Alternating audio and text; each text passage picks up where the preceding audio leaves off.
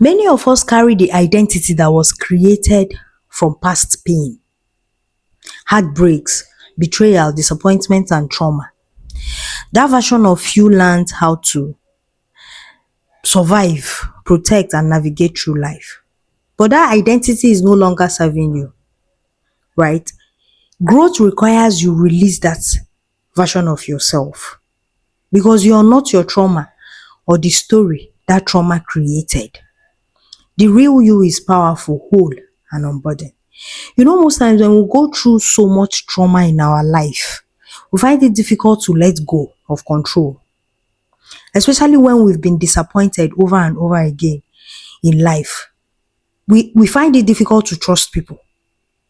It is understandable because when people keep disappointing you, the only thing you have to do is you take control. And all that trauma does is it puts you in survival mode.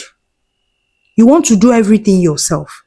You lack trust for everyone, right? You don't even allow people to come into your space anymore because you wouldn't know what they would do. But what healing does is it helps you to allow people to come into your space and play the game they think they know how to play, right?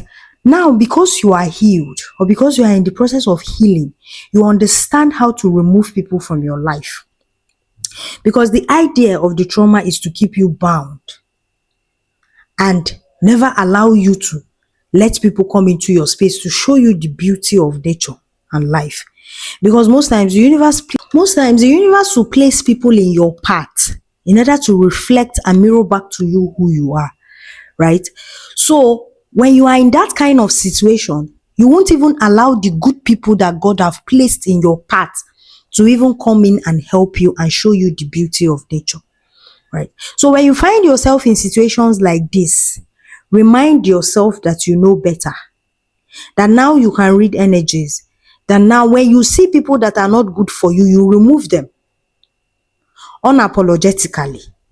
Not in the past when you allow them to do you so much before you now realize yourself. This time, once you see them and you feel a certain way, you remove them so that you can have space for the good people that God has sent in your path to come into your life, right? Because if you keep being in control in that way, you find out that you will burden yourself a lot, right? Because most times you will find yourself in situations where you would have just delegated this thing to other people to do, but you won't do it. You will do it yourself. Why? Because people have disappointed you a lot.